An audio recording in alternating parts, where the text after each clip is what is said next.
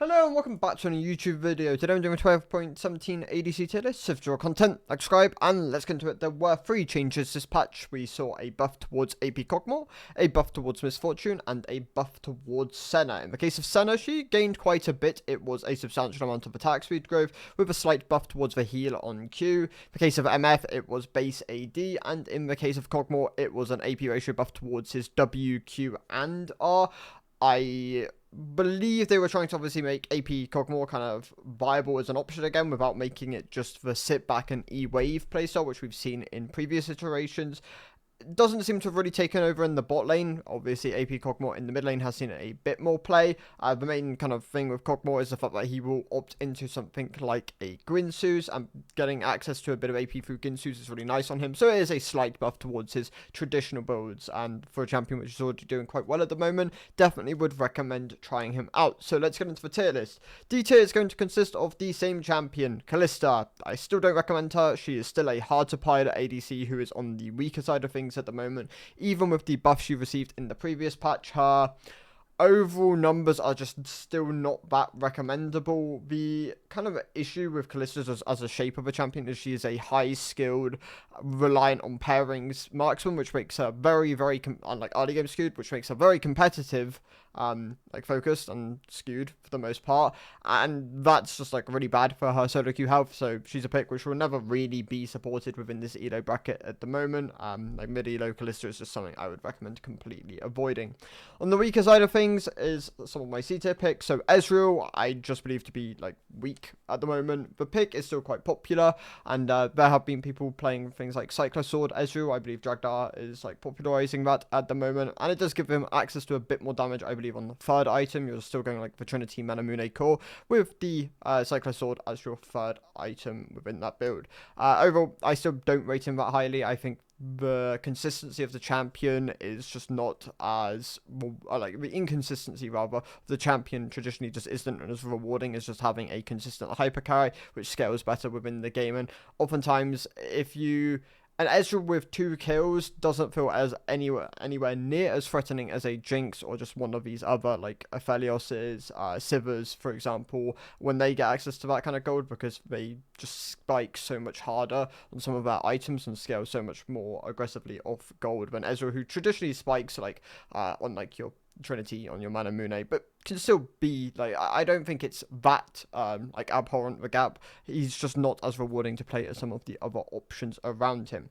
Draven is just on the weaker side at the moment. He's been on the weaker side for a while now. He traditionally like eats a lot of elite ban rate, and his ban rate's definitely dropped substantially ever since he got nerfed. It was a while ago at this point.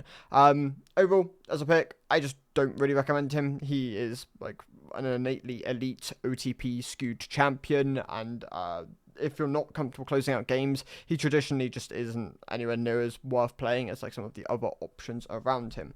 Caitlyn, another champion which I just don't really like the shape of at the moment. She obviously needs to get advantages early on to the game, utilizing her effective range and her ability to kind of just push lanes in and then be like either sieging or just be on the map, and that eats a lot of like resources throughout the team. That alongside the fact that later on to the game she can usually scale into someone who just like combos and one shots with like traps and like headshot combos. Overall, I think right now you need to be like excel at both. I think if you struggle with the laning or you struggle like piloting the pick later on to the game, she does struggle and she is outvalued by other options. If you're very comfortable doing both, then I think you could argue that she is something you can opt into, but I just don't recommend her as much as other options because of like the time investment you kind of need to put into the champion at the moment. The other 2 picks within the C tier are Varus and Xayah. Obviously, Varus got nerfed more recently on the lethality side of things. On hit still doesn't look to be as performant, or at least it's close, but neither builds are that performant in solo queue. In the case of lethality, people just don't give you the time to like put the poke down or play around the ult setup. The kind of kit which he has just isn't as rewarding to play within solo queue. In the case of on hit, it's better with the like 8 on hit damage he gave up through the W, like if you're putting points in that ability, but it still just doesn't look quite as good at the moment, and he needs a bit more to kind of like push himself back into solo queue. In the case of Xayah, I think she could still compete as like a B tier option. Like I'm only dropping her down because I think she's a bit more conditional than some of the other options, kind of being reliant on playing into compositions which want to play into her, so she can get more value out of the rest of her kit. I think if you're very comfortable playing Xayah, she can be a really good counter pick. If you're not comfortable playing Xayah, though, I don't think she is a necessity at the moment, but she can be a champion rewarding to have within your pool into certain situations. Moving on to the B tier then, we lead off with Samira, who with her buffs a couple patches ago is doing a bit better. Just a more recommendable pick than Draven at the moment. Like, I think if you're comfortable, like, closing out games, snowballing advantages, then Samira can be a great option in that regard, and yeah, I would promote her over Draven in the current state of the game. Corki sits within the B tier.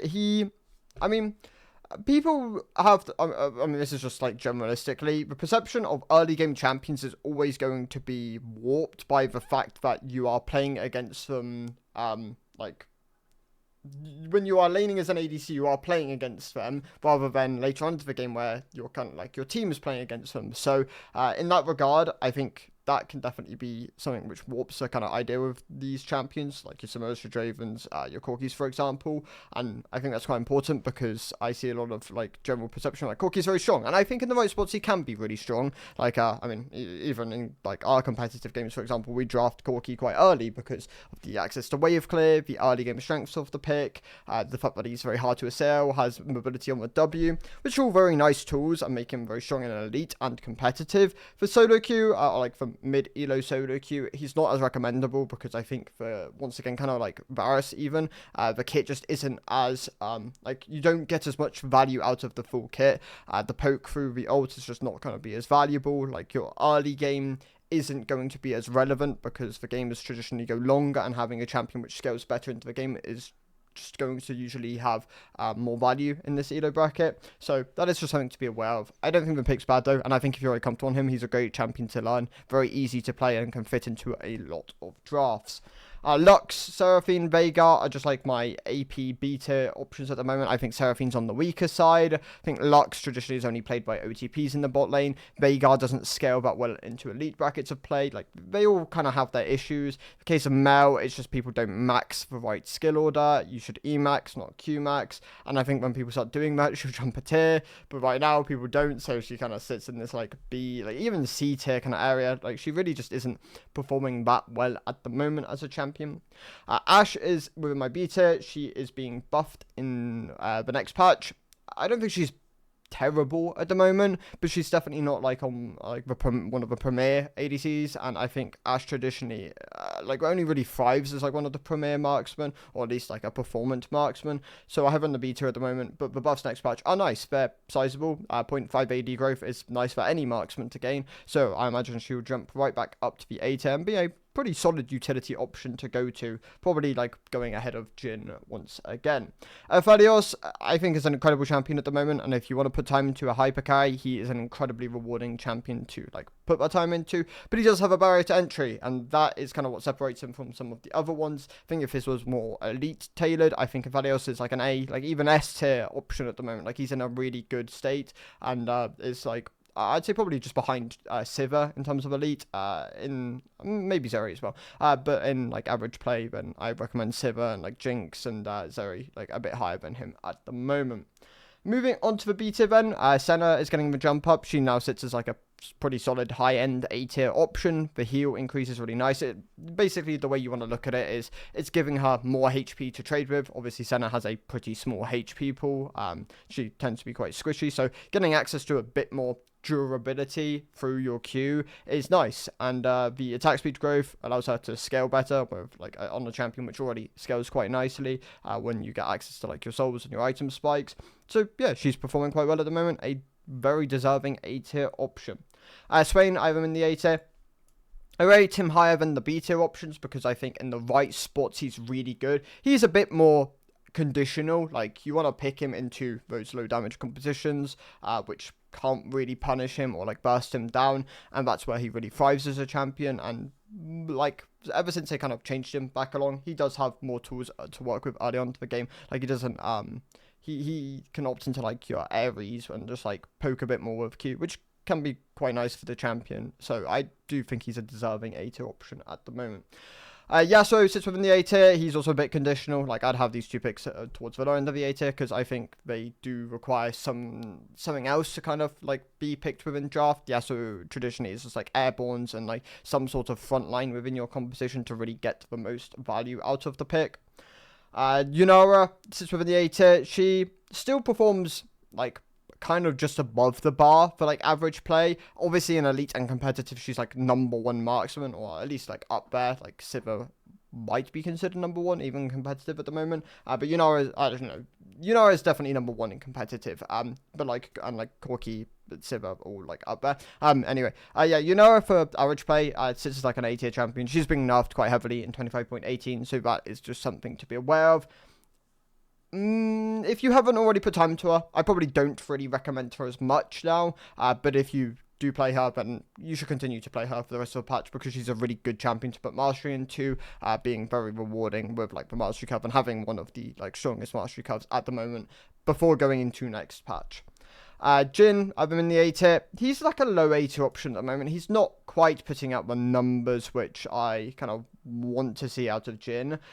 He's obviously a bit more utility centric and a bit more built around his damage than his general hyper carry potential, which I think can be a bit punishing against certain team compositions or in certain spots. So yeah, I think he sits as more like a low A tier option at the moment.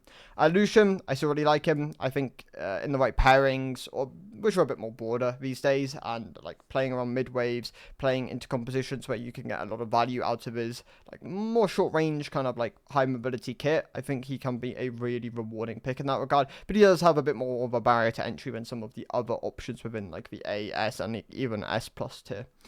Twitch sits within the A tier. He's just a good solo queue champion. Doesn't convert to like competitive, obviously. Like you're playing around your invis, you traditionally play a bit more around side waves and just like cheesing people, which if you're comfortable with can be really rewarding. If you're not, then you don't need to play him. He's obviously played mostly by like OTPs or by people who put a lot of time to him, and yeah, if you don't find yourself as like one of those people, then there are just other options which I would recommend over him.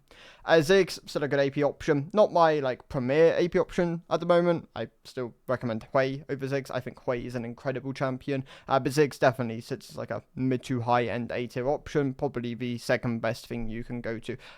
Probably the most normalized option. Like people are most accepting of Ziggs as like a bot laner. So yeah, sits within the A tier.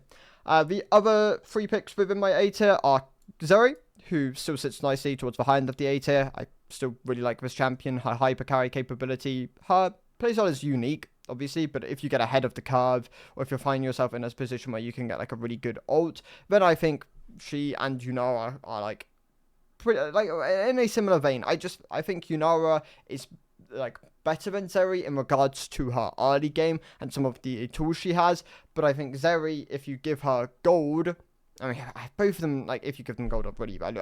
They fill a similar kind of archetype of these, like, just like the hyper carry archetype, and I think whichever one you feel more comfortable on, it should probably be the one you go with at the moment.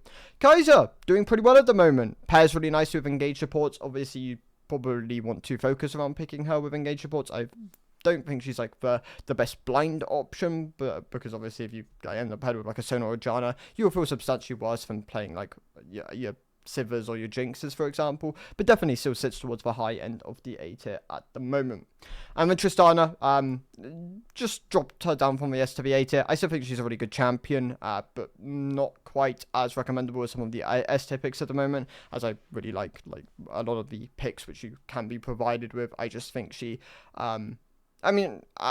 it's close. Like, she's still a really good champion, and if you can stumble advantages, she scales really nicely, has great wave clear, great siege potential. She has a lot of tools which are really recommendable for solo queue. Like I said, just recommend some of the S tier options over her at the moment.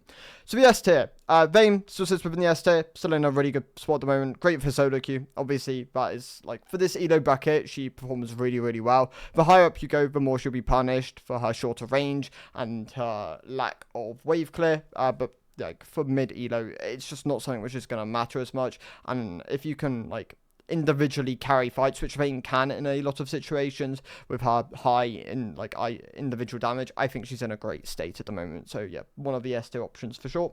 Nyla is a bit more unique, but still in a really good state at the moment. Also a pick which I'd very clearly put within the S tier. The change towards her jungle power this patch did nothing. Like it's quality of life, if anything, and it allows you to clear camps a slight bit better if you want to take camps from the enemy jungle or take camps from your own jungle if you just want to get a bit of gold from somewhere.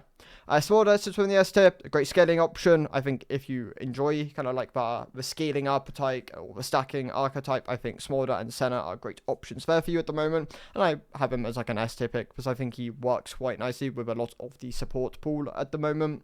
MF gets the bump from the A to the S tier, just a very nice kind of like easy to play, easy to access marksman, having great AoE damage combined with a very powerful, AoE damage through the ultimate, but like just a powerful ultimate. The kind of general damage of this champion is still very high, and just having a bit more early power, a bit more oomph can be really nice on a champion like this. So yeah, gonna push her back up to the S tier. Sits as like one of those like pretty recommendable options. Obviously, doesn't really want to be paired with Enchanter. That could be the argument that she should probably be like one of the A tier options. But I think the ease of execution of the champion is just really nice. So I'm gonna bump her up to the S tier. Hui is my like recommended AP option. He is being pretty heavily buffed next patch, and I think he will probably be one of my definitive picks. Honestly, if I'm really feeling it, I might bump him all the way up to the S plus tier, because I really do recommend him. Like, I think you should learn Hui bot lane. That is just gonna be like kind of the rundown of this champion. If you don't want to if you don't want to learn Ziggs, you should learn Hui. If you don't want to learn Hui, you should learn Ziggs. You should just have one of these like picks within your pool, because you can like access them in drafts where you need some AP, and that can be really valuable.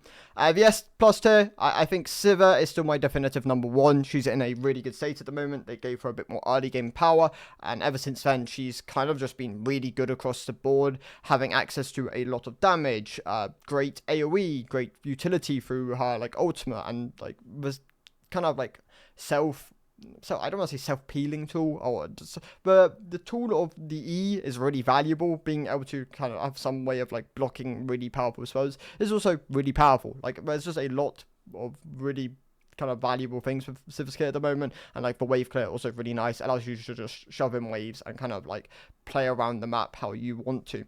Jinx is still up here. Jinx is probably my number 3. I think Kog'Maw now jumps above Jinx because of the buffs this patch. Ginsu's Rush Kog'Maw looks unholy overpowered. Like I think that is just something you should try, and if you're comfortable with, it could just be a free elo potion. If you're not comfortable playing Kog'Maw, I still think Jinx is an incredible champion. Like give this pick like a couple of kills early, and she can really comfortably snowball entire games, and it can feel really punishing to play against a Jinx who is like on Unitower while you're on components, or has IE going to like the Atakan or like far Drake fight. I think these can be really, really clear kind of strengths of the champion, and yeah, sits really nicely in the S plus tier. So those are my recommendations. I think Sivir, Kog'Maw, Jinx all really well positioned for solo queue at the moment. If you're looking for something a bit more like maybe OTP driven, when something like a Vayne can be really good. AP, probably Hui. Something a bit easier could be something like an MF. And then, yeah, like the A tier, I don't think they are bad options. I think they can be really good in the right spots, especially if you utilize a lot of them as counter picks. Same with the B, same with the C tier. Just don't play Kalista. That's probably just like my recommended, just complete avoider. I think most other things on this list are safe to play if you put the time into them. So yeah, thank you guys for watching. I'll see you in the next one. Goodbye.